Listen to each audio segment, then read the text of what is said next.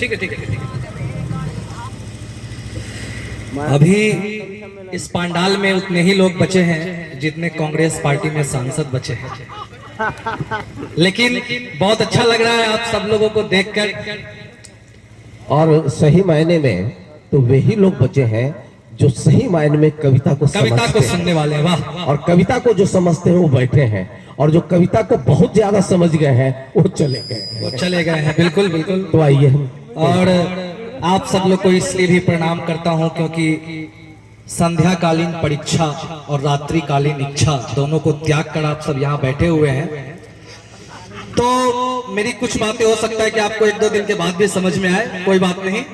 मैंने सुना था कि मानिक चौक में बहुत ही पढ़े लिखे लोग हैं, और जो पढ़े लिखे लोग हैं वो वहां बैठे हुए हैं। इस दौर में जब बेटा बाप की नहीं सुनता, भाई भाई की नहीं सुनता, बेटा माँ की नहीं सुनता, और पत्नी तो पति की ऐसे भी नहीं सुनती, और उस समय आप लोग कविता सुनने के लिए बैठे हैं, तो सबसे पहले अपने लिए एक बार जोरदार ताली बजाइए। बहुत बहुत धन्यवाद। मैं शुरू होता हूं चार पंक्तियों के साथ, धीरे धीरे आपको जोड़ता जाऊंगा और बीच में संवाद भी करता जाऊंगा। सुनिएगा कि नफरतों के दौर में हम प्यार संभाले, कि नफरतों के दौर में हम प्यार संभाले, जो काम गलत लगता है कल पे उसे टाले। अब कैसा सुनोगे मुझे ये आप तय करो, ये आप तय करो, ये आप तय करो। मैं कर रहा हूँ खुद को आपके ही हवाले, मैं कर रहा हूँ खुद को आपके ही हवाले। और आमतौर पर इस समय सर्दी होती है, अभी काफी गर्मी का एहसास हो रहा है, तो इसका कारण भी चार पंक्तियों में सुनिए कि फिर से मौसम में आई बेशर्मी है, फिर से मौसम में आई बेशर्मी है, लेकिन हम लोगों में थोड़ी नरमी है। अभी अभी कुछ नेता आए बैठे थे, इसीलिए तो महफिल में ये गर्मी है, इसीलिए तो महफिल में ये गर्मी है। और चार पंक्तियां और देता हूं। दिल्ली में बहुत सारा प्रदूषण हुआ है, ऐसा लोग बोल रहे हैं कि पटाखे जलाने की वजह से, लेकिन उसका एक और कारण भी है, सुनिएगा कि सदियों से इस देश की जनता शोषित है, सदियों से इस देश की जनता शोषित है। चोर लुटेरे सिंहासन पे सुशोभित है, चोर लुटेरे सिंहासन पे सुशोभित है। वो सारे नेता देश के दिल्ली रहते हैं, सारे नेता देश के दिल्ली रहते हैं, इसीलिए तो दिल्ली इतनी दूषित है, इसीलिए तो दिल्ली दूषित है। सारे नेता देश के दिल्ली रहते हैं, सारे नेता देश के दिल्ली रहते हैं, इसीलिए तो दिल्ली इतनी, बहुत खूब भैया, बहुत खूब। इसीलिए तो दिल्ली इतनी दूषित है। बहुत बहुत आभार आप सब लोगों का। बिल्कुल सही पकड़े हैं भैया। जी जी बिल्कुल बिल्कुल, हम सही ही पकड़ते हैं। इसीलिए तो दिल्ली इतनी दूषित है। और ये जो पीछे लड़के बैठे हुए हैं, मैं चार पंक्तियां बस इन लोगों के लिए पढ़ देता हूं, और फिर काम से राम की यात्रा तक आप लोग को ले चलूंगा। सुनिएगा कि बदन है उसका जैसे रूई लगती है, सुनिएगा करुणाकर से, बिल्कुल। बदन है उसका जैसे रूई लगती है, सुना लड़को, कि बदन है उसका जैसे रूई लगती है, बातें दिल में चुभती सुई लगती है, छूने से ही शर्मा जाती है, कैसे लड़की है या छुई मुए लगती है, लड़की है या छुई मुए लगती है। हमारे लड़के इस पर ताली बजा रहे हैं, सोच रहे हैं कि ताली कैसे बजाएं।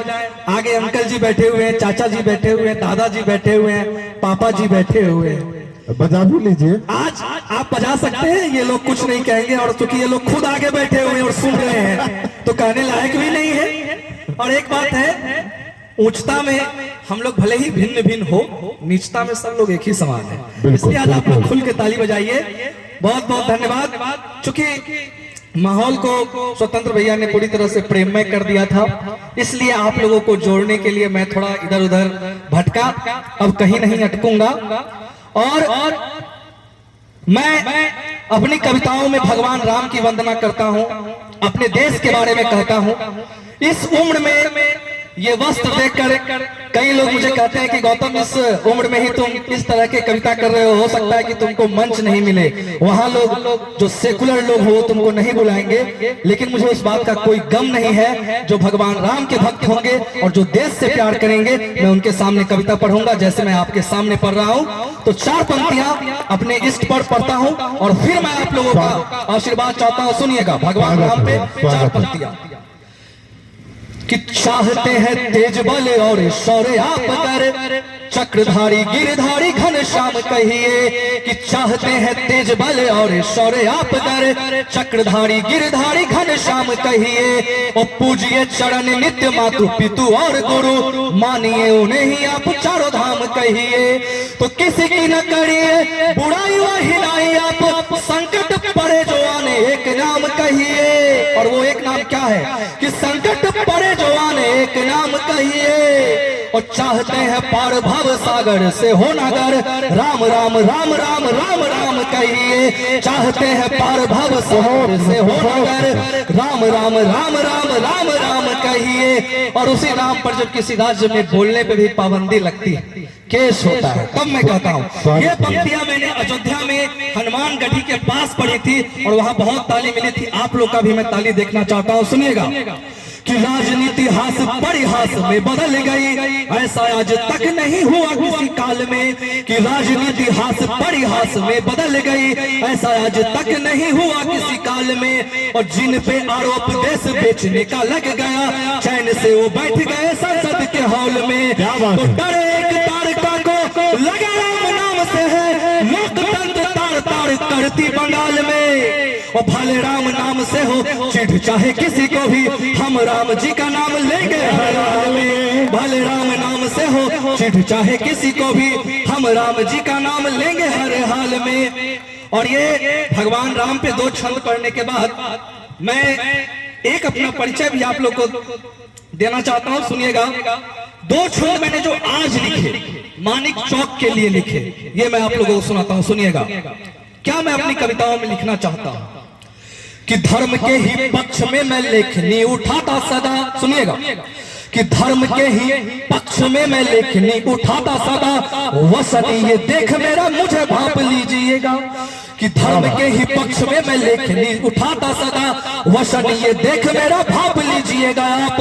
और पुण्य कर्म पूर्वजों के आपको बताऊंगा मैं, सर पे कभी ना कोई पाप लीजिएगा आप। पुण्य कर्म पूर्वजों के आपको बताऊंगा मैं, सर पे न कभी कोई पाप लीजिएगा आप। और धर्म से प्रज्वलित जो अनल है मेरे अंदर, कि धर्म से प्रज्वलित जो अनल है मेरे अंदर, उस आग को भी आप ताप लीजिएगा आज।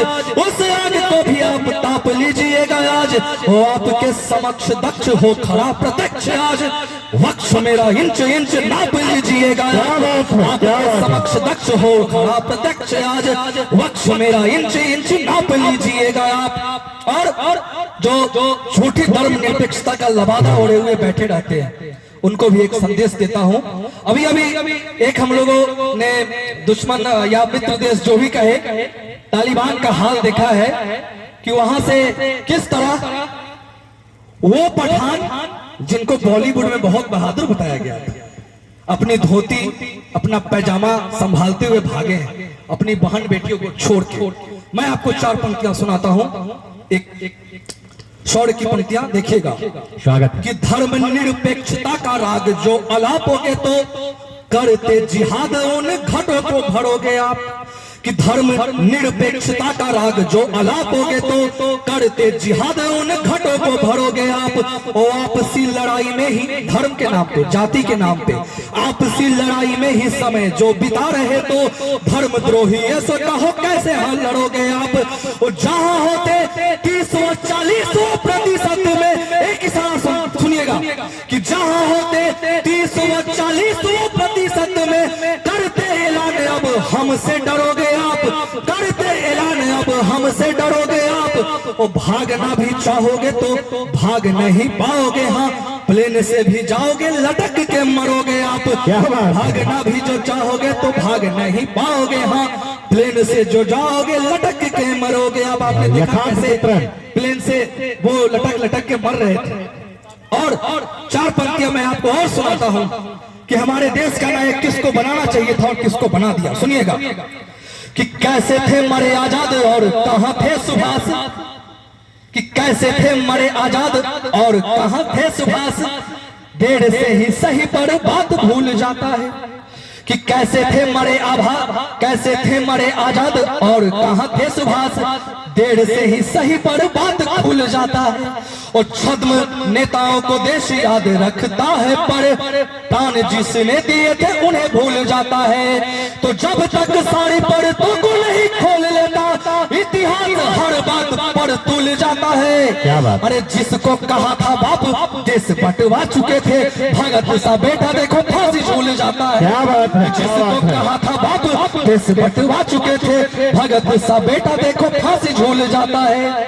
और एक शब्द और देता हूं जो भी हिंदी के मर्मा के हैं, एक आपको शिल्प से परिचित करवाता हूं, सुनिएगा कि वीरता के चित्र को सचित्र करो मित्र, आपका चरित्र ये पवित्र बन जाएगा। क्या बात है? कि वीरता के चित्र को सचित्र करो मित्र, फिर आपका चरित्र ये पवित्र बन जाएगा। धीर वीर और गंभीर बनिएगा, फिर नयनों में नीर पीर कभी नहीं आएगा। परलेश मात्र भी घमंड नहीं आने देना, स्वाभिमान आपका न ऊंचा तन पाएगा। और पुष्प है सुसुप्त उन्हें करिए विलुप्त, फिर आपका उदास मन रोज बन जाएगा। पुष्प है सुसुप्त उन्हें करिए विलुप्त, फिर आपका उदास मन रोज बन जाएगा। और मैं बता दूं आप लोगों को कि मैं एक स्कूल में शिक्षक भी था, अभी भी सरकारी स्कूल में मेरा भी सिलेक्शन हो चुका है, तो कुछ दिन वहाँ के बच्चों को भी पढ़ाने का सौभाग्य मिलेगा। तो आजकल के बच्चे काफी स्मार्ट हो गए। मैंने अपने क्लास में एक बच्चे से पूछा कि तुम पढ़ने लिखने में इतने कमजोर हो, थोड़ा मन से पढ़ा लिखा करो। तुम्हारे उम्र में भगत सिंह जो है वो मैट्रिक पास कर गए थे। बोला कि इतना ज्ञान नहीं दीजिए, आपके उम्र में तो फांसी चढ़ गए थे। तो आजकल के लड़कों से आप मतलब बिल्कुल भी जीत नहीं सकते हैं। एक लड़का था ऐसे ही, मैंने उससे पूछा कि बेटा आपके पिताजी क्या करते हैं? बोला पता नहीं, हम तो रात को जल्दी सो जाते हैं। तो बच्चों को बहुत सारी बातें नहीं पता रहती है। मैं चूंकि भगवान राम के बारे में इतना पढ़ा मैंने और सीतामढ़ी में खड़ा हूं, तो एक छंद में मां जानकी पे, और चूंकि यहाँ लोग शक्ति के उपासक हैं ऐसा मुझे बताया धीरेन्द्र जी ने, तो मैं कुछ छंद आप लोगों के लिए भी पढ़ूंगा। तो पहले एक छंद मां जानकी के नाम पे सुनिएगा कि देह से विदेह की वो सुता कहलाती, और राम जी की प्राण प्रिया जानकी महान थी। देह से विदेह की वो सुता कहलाती, और राम जी की प्राण प्रिया जानकी महान थी। रिद्धि सिद्धि जिनके चरण चूमते थे सदा, आत्म तत्व राम जी का सीता ब्रह्म ज्ञान थी। क्या बात? तो भूमि से ही जन्म हुआ, भूमि में समा गई वो, भूमि से ही जन्म हुआ, भूमि में समा गई वो। विधि ना का लेख थी कि विधि का विधान थी, ओ करुणा निधान राम जी को कहती थी माता, ओ मेरे लिए जानकी ही करुणा निधान थी। करुणा निधान राम जी को कहती थी माता मेरे लिए जाने की करुणा निधान थी। और एक दो छंद में और सुनाता हूँ। धीरेन्द्र जी, आचार्य धीरेन्द्र जी जो हमारे इस कवि सम्मेलन के संयोजक भी हैं, बड़े भोले भाले आदमी हैं। मुझे पता चला इस गांव में कहीं किसी व्यक्ति ने बताया, इनके जानने वाले ने, कि जब इनकी पहली बार शादी हुई थी, मतलब अभी भी एक ही बार हुई है। जी जी जी, जब इनकी किसी की भी पहली बार होती है, दूसरे बार होने का स्कोप कम होता है, तो इनको समझ में नहीं आ रहा था कि भाभी जी से प्रथम संवाद क्या करें। बड़े सीधे साधे। तो इनके दोस्त ने कहा कि कुछ भी बोलो, तो तुम्हारी पत्नी है। बोला यार दूसरे की बहू बेटी से बात करना अच्छा नहीं लगता। बोला अरे यार तुम्हारी शादी हो चुकी है। तो इन्होंने जो प्रथम संवाद किया वो ये था। अच्छा, सलाह जो पहले उद्घोषक महोदय थे वो दे रहे थे क्या? नहीं नहीं नहीं, इनके गांव के किसी इनके मित्र दे रहे थे। जी जी जी जी, तो उद्घोषक जो थे अच्छा पहले अच्छा अच्छा। मित्र तो इन्होंने पूछा कि सुने छी? तो उनकी पत्नी बोली बड़ा प्यार से, हाँ कहूँ ना, तहाँ के नाम की है। उसके बाद इनकी पत्नी बड़े प्यार से बोली, शादी के कार्ड में अहाँ के बाप के नाम लिखल रही है कि।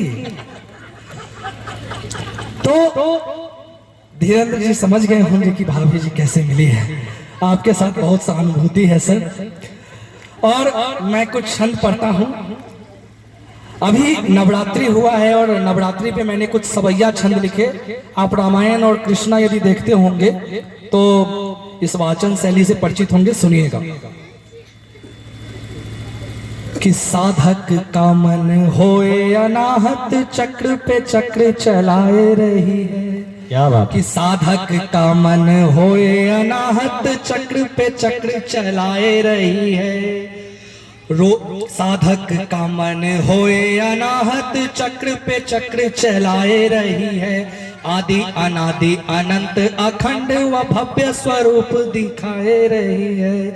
आदि अनादि अनंत अखंड व भव्य स्वरूप दिखाए रही है। तो वाहन सिंह सवार हुई तब राक्षस रक्त बहाए रही है। अष्टभुजा रूप मात हमें भव सागर पार करा रही है। अष्टभुजा रूप मात हमें भव सागर पार कराए रही है। और एक माँ काली पे भी एक छंद सुनाता हूँ। कि काले कपाल समान है ज्वाल, बड़ा विकराल स्वरूप है काली। कि काले कपाल समान है ज्वाल, बड़ा विकराल स्वरूप है काली। भूत रहे भयभीत भयावह, स्वयं अभय सम रूप है काली। तो तंत्र व मंत्र का ज्ञात जिन्हें, तंत्र व मंत्र है ज्ञात जिन्हें, उनके लिए मात अनूप है काली। रोष करे असुरों पे सदा, निज भक्त सदा अनुरूप है काली। रोष करे असुरों पे सदा, निज भक्त सदा अनुरूप है काली। और एक बंद और सुनिएगा, एक छंद। कि रोग निवारक शोक विनाशक, कष्ट सभी के उबारे रही है। रोग निवारक शोक विनाशक, कष्ट सभी के उबारे रही है। वो चंद्र समान है शीतलता, सब आरती आज उतार रही है। तो बाने धनु तलवार त्रिशूल लिए सब दैत्य संहार रही है। और धीर गंभीर सुधीर शरीर लिए अब मातु पधार रही है। धीर गंभीर शरीर सुधीर लिए अब मातु पधार रही है। और बहुत बहुत आभार, आप लोग इतने अच्छे से सुन रहे हैं तो इस बार बीच में जोरदार तालियां बजा दीजिए। जो बहुत बहुत आभार। कोई कवि कविता पढ़ रहा होता है और बीच में अगर आप बिल्कुल मौन हो जाते हैं ना, तो उसकी ऊर्जा कम पड़ जाती है। और मैं इसलिए भी आप लोगों को जगाना चाहता हूं, क्योंकि अब जो कुछ लोग शेष हैं, अगर मैं भी हूं। अगर तुम ही रहे चुप तो बताओ कौन बोलेगा। अगर तुम ही रहे चुप तो बताओ कौन बोलेगा। अगर तुम मौन बैठे हो तुम्हारा मौन बोलेगा। अगर तुम मौन बैठे हो तुम्हारा मौन बोलेगा। मैं एक छोटा सा गीत और उसके बाद जिस कविता को सुनाने के लिए मैं चाहता हूं कि थोड़ा मंच पे प्लीज आप लोग हलचल बंद कर दे। क्योंकि जब इस तरह से हलचल होती है तो कवि का गला नहीं कलेजा फट जाता है। तो मैं चाहता हूं कि आप सब लोग, मैं अब आपके सामने सिर्फ 7 से 8 मिनट हूं, एक छोटा सा गीत सुनाता हूं और एक बार उसके बाद मैं एक लक्ष्मण के क्रोध नाम की कविता मैंने लिखी है, वो मैं आपको सुना के आपसे विदा हूं। तो वो गीत भरत जी के चरित्र पे, आपको शायद अच्छा लगे, रामायण से सब आप परिचित हैं।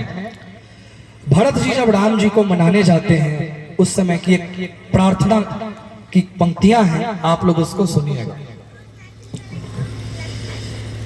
हे राम, हो सकता है तो इको वगैरह बढ़ा सकते हैं तो बढ़ा दीजिए। कि हे राम अवध को लौट चलो, वरना न भरत घर जाएगा। हे राम, मंच के लोगों के लिए नया गीत है, सुनिएगा, आप सब भी ध्यान दीजिएगा। जी स्वागत है। कि हे राम अवध को लौट चलो, वरना न भरत घर जाएगा।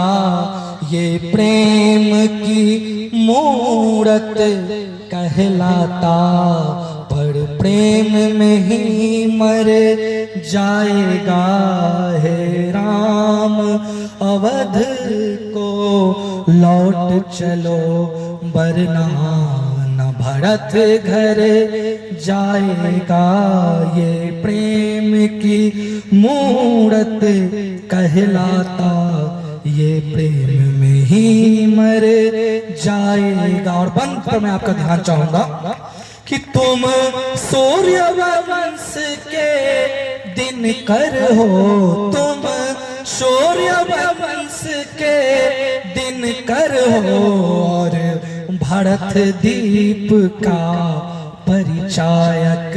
तुम सूर्य वंश के दिन कर हो, और भरत दीप का परिचायक। तुम जिस विचार के स्वामी हो, है अनुज भरत उस का नायक। तुम जिस विचार के स्वामी हो, है अनुज भरत उस का नायक। और एक दर्द देखिएगा भरत जी का, कि तुम कुल में जो ना आओगे, तुम कुल में जो ना आओगे, ये कुल द्रोही कह लाएगा। हे राम अवध को लौट चलो, वरना न भरत घर जाएगा। दूसरा कि गर माता हुई कुमाता, तो इसमें बालक का दोष नहीं। गर माता हुई कुमाता, तो इसमें बालक का दोष नहीं है।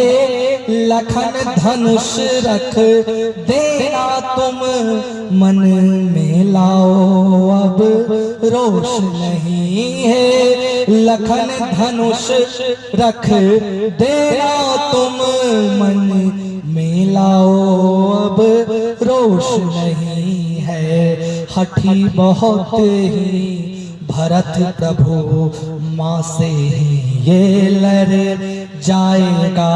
है राम अवध को लौट चलो, वरना न भरत घर जाएगा। और अंतिम बंद जो राम जी कहते हैं भरत से, वो एक तरह से सब लोगों के लिए संदेश भी है, सुनिएगा कि हे अनुज कहे कुछ पिता अगर होता सदैव ही हितकारी। हे अनुज कहे कुछ पिता अगर होता सदैव ही हितकारी।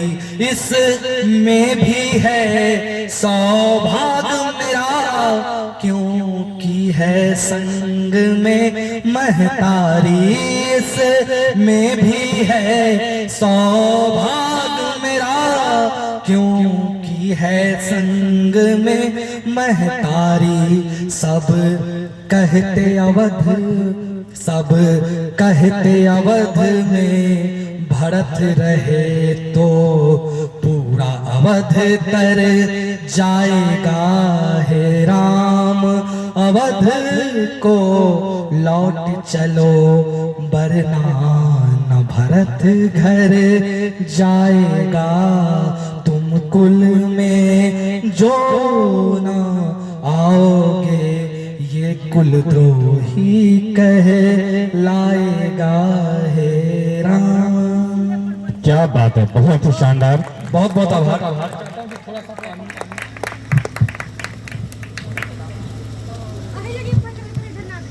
बीच में उसको पानी चाहिए होता है और वो पानी के लिए नहीं पानी उठाता है, वो ताली के लिए पानी उठाता है। एक बार उत्साह बढ़ा दीजिए। बहुत समझदार है भैया भी। और थोड़ी थोड़ी ठंड जो है वातावरण में आप लोग महसूस कर रहे होंगे। अगर एक बार जोर से ताली बजा लेंगे तो आप स्वयं के अंदर भी गर्मी महसूस करेंगे, निश्चित रूप से स्वयं के अंदर गर्मी महसूस करेंगे। और एक ऐसी ही रचना भी सुनाने वाले हैं और आपको। अब जो मैं रचना सुना रहा हूँ, आप सच मानिए मैंने इससे अच्छा अभी तक कुछ नहीं लिखा है, ऐसा मुझे लगता है।